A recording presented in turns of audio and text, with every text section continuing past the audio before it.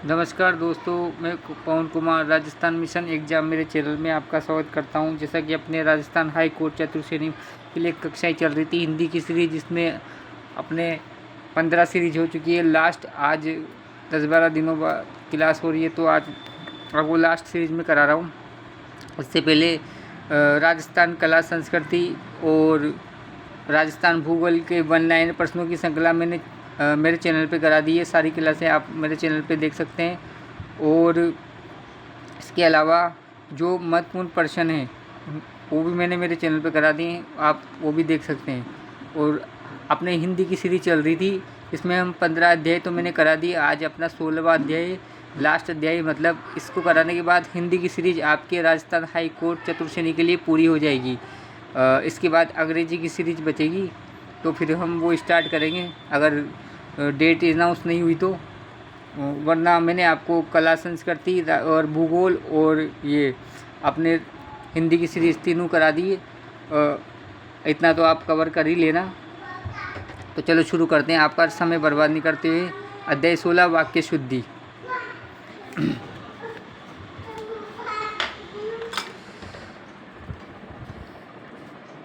मनुष्य के व्यक्ति की पहचान उसकी भाषा से होती है। भाषा का सौंदर्य श्रेष्ठ विचार, वाक संयम, सरलता, स्पष्टता और भावों के अनुकूल शब्दों के प्रयोग से पल्लवित होता है। हिंदी में 5 प्रकार की अशुद्धियाँ होती है जो निम्नलिखित है। पहली, वर्तनीगत अशुद्धियाँ। दूसरी, शब्द निर्माण की अशुद्धियाँ। तीसरी, शब्द चयन की अशुद्धियाँ। और चौथी, अनावश्यक शब्द प्रयोग की अशुद्धियाँ। पांचवी, व्याकरण की अशुद्धियाँ। वाक्य शुद्धिकरण के सामान्य नियम। वाक्य शुद्धिकरण के नियम निम्नलिखित हैं। वाक्य रचना में संज्ञा, सर्वनाम, विशेषण, क्रिया, लिंग, कारक तथा आवश्यकता अनुसार होना चाहिए। वाक्य में अपेक्षित पदक्रम का प्रयोग होना चाहिए। विराम चिन्हों का सही प्रयोग होना चाहिए। शब्दों का प्रयोग संदर्भ के अनुसार होना चाहिए। वाक्य में भाषा का प्रयोग तर्कसंगत और सार्थक होना चाहिए। ऐसे 2 पर्यायवाची शब्दों का प्रयोग न हो जो एक ही अर्थ के वाचक हो। दोस्तों, ऐसे कोई पर्यायवाची का प्रयोग न हो जो 2 अर्थवाचक हो, ये आपको ध्यान रखना है। कोई भी वाक्य समाज, धर्म, इतिहास के विरुद्ध नहीं होना चाहिए। मुहावरों और लोकोक्ति का प्रयोग संदर्भ के अनुसार होना चाहिए। अब वर्तनीगत अशुद्धियाँ, अब हम पढ़ेंगे वर्तनीगत अशुद्धियाँ। वर्तनीगत अशुद्धियाँ 2 प्रकार की होती है। स्वर संबंधी अशुद्धियाँ, वे अशुद्धियाँ जो बोलते व लिखते समय आ, ई, ऊ, ए, ओ आदि हिंदी वर्णमाला के स्वरों से संबंधित होती है। स्वर संबंधी अशुद्धियाँ कहलाती है। स्वर संबंधी अशुद्धियों के कुछ उदाहरण निम्नलिखित हैं। शुद्ध और अशुद्ध 2 प्रकार के उदाहरण पढ़ेंगे हम। आप अनाधिकार चेष्टा न करें। आप अंधिकार चेष्टा न करें। देखो, इसमें आ की मात्रा हटा के शुद्ध शब्द है अंधिकार। महंत जी को आध्यात्म का अच्छा ज्ञान है। महंत जी को आध्यात्म का अच्छा ज्ञान है। मोहदेवी आधुनिक युग की मीरा है। मोहदेवी आधुनिक युग की मीरा है। मेरा परीक्षा परिणाम कल घोषित होगा। मेरा परीक्षा परिणाम कल घोषित होगा। व्यंजन संबंधी अशुद्धियाँ, वे अशुद्धियाँ जो बोलते व लिखते समय क, ख, ग, प, फ, य, र आदि हिंदी वर्णमाला के व्यंजनों से संबंधित होती है, व्यंजन संबंधी अशुद्धियाँ कहलाती है। व्यंजन संबंधी अशुद्धियाँ के कुछ उदाहरण निम्नलिखित हैं। पहला है अशुद्ध और दूसरा है शुद्ध। प्रातः प्राणायाम करो, तो देखो उड़ की जगह क्या गया है ना, तो प्रातः प्राणायाम करो। मैं तुम्हारी इच्छा पूरी करूँगा, इच्छा की जगह मैं तुम्हारी इच्छा पूरी करूँगा। तो ये इस तरीके से वाक्य संबंधी अशुद्धियाँ आपको पेपर में ढूंढनी है दोस्तों, और ढूंढ के आपको वाक्य का सही ऑप्शन का चुनाव करना है वहाँ, ना कि गलत। सरोवर में कमल के पुष्प खिले हैं। देखो यहाँ क्या है, पुष्प और यहाँ है पुष्प, श की जगह श लगेगा। हिंदी भाषा के स्रोत संस्कृत हैं। हिंदी भाषा के स्रोत संस्कृत हैं। हमारा संगठन मजबूत है। हमारा संगठन मजबूत है। तो यह ट की जगह ठ आ गया, बाकी सेम। शब्द निर्माण की अशुद्धियाँ।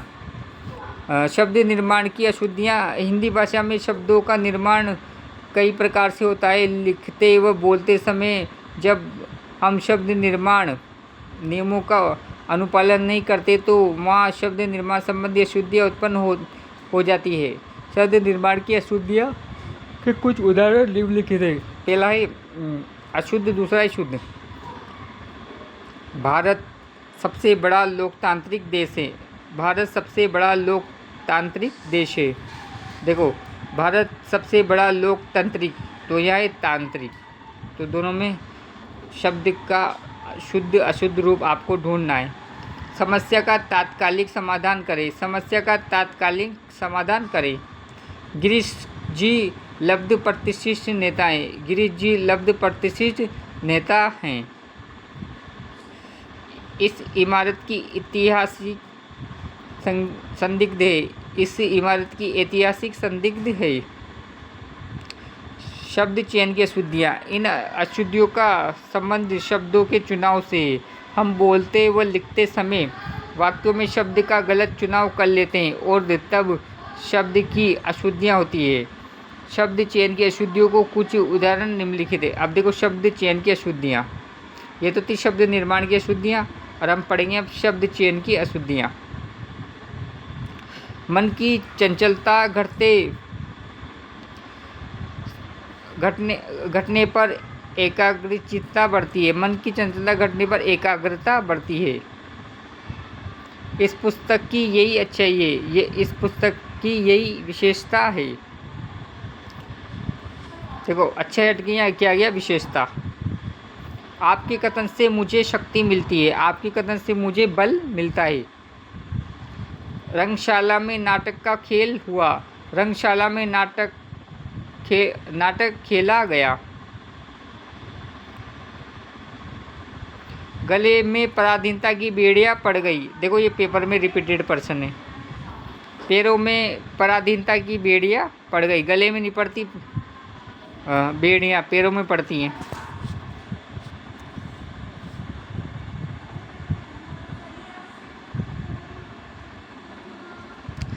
आगे, अनावश्यक शब्द प्रयोग की अशुद्धियाँ।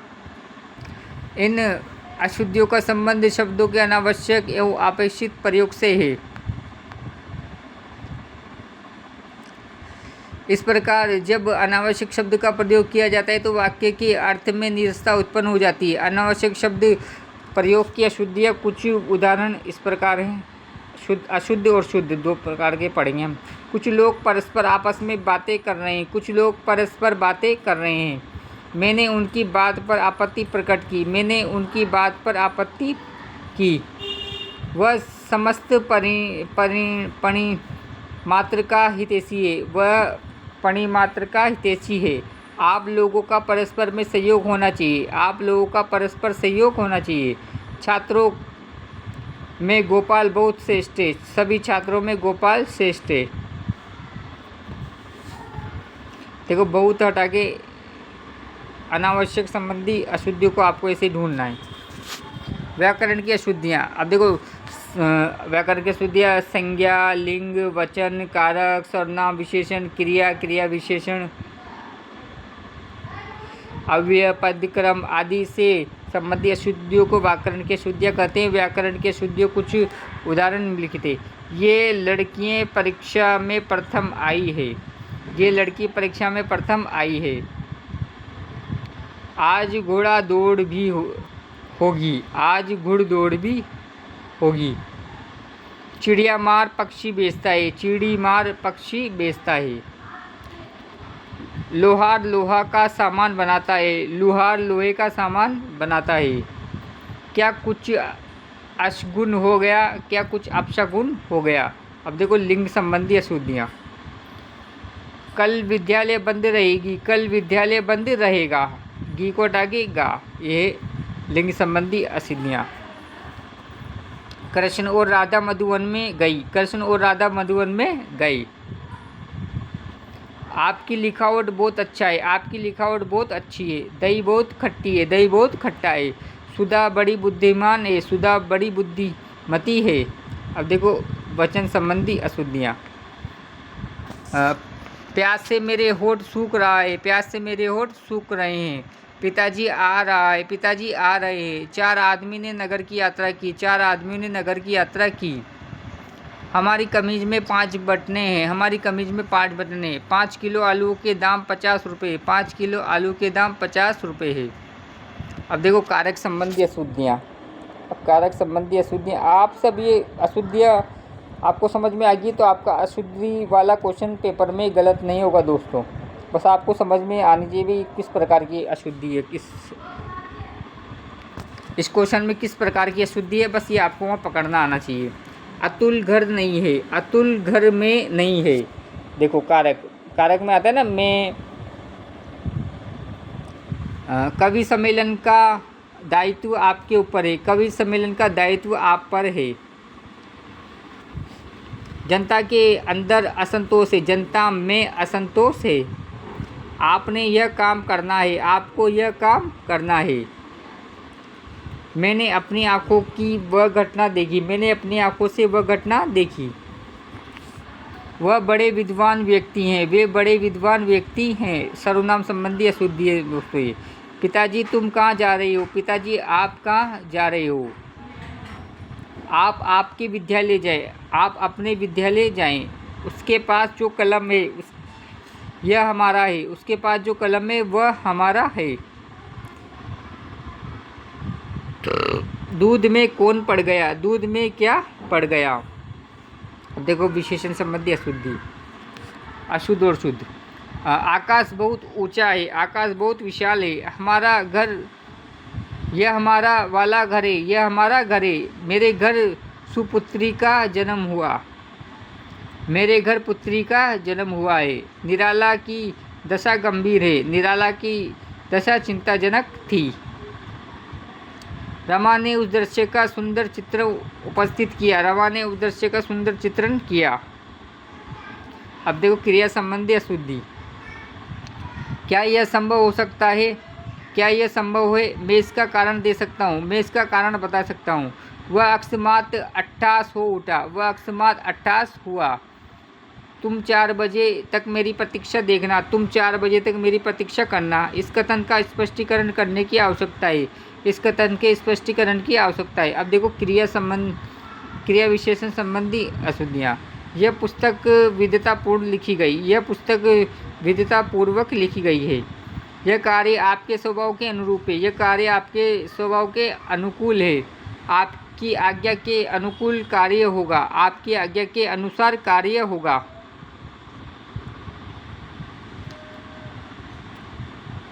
आप इस कार्य को सरलता पूर्ण कर सकता है, आप इस कार्य को सरलता से कर सकते हैं। आपसे मिलकर महानता प्रसन्न हुई, आपसे मिलकर अत्यंत प्रसन्नता हुई। अब दोस्तों अव्यय संबंधी अशुद्धियाँ देख लेते हैं हम। अशुद्ध, यह पाप है या पुण्य, यह पाप है या पुण्य, अथवा यह पाप है कि पुण्य। सीता तथा गीता और राधा एक साथ पढ़ती है, सीता गीता और राधा एक साथ पढ़ती है, सीता गीता और राधा एक साथ पढ़ती है। अब इसमें क्या लिखा था, सीता तथा गीता। देखो अव्यय संबंधी अशुद्धि ऐसे पकड़नी है आपको। शिक्षक ने छात्रों से कहा कि भारत उनका देश है, शिक्षक ने छात्रों से कहा कि भारत हमारा देश है। पदक्रम संबंधी अशुद्धियाँ। अब हम पढ़ेंगे पदक्रम संबंधी अशुद्धियाँ और यहाँ से अपना टॉपिक समाप्त हो जाएगा। कई बैंक कर्मचारियों ने प्रदर्शन किया, बैंक के कई कर्मचारियों ने प्रदर्शन किया। कुंभ के मेले में 4 दिल्ली के व्यक्ति भी थे, कुंभ के मेले में दिल्ली के 4 व्यक्ति भी थे। मंत्री जी ने मुख्य अतिथि को एक फूलों की माला पहनाई, मंत्री जी ने मुख्य अतिथि को फूलों की माला पहनाई। अब दोस्तों ये अभ्यास प्रश्न है, इनका आंसर आपको कमेंट बॉक्स में देना है।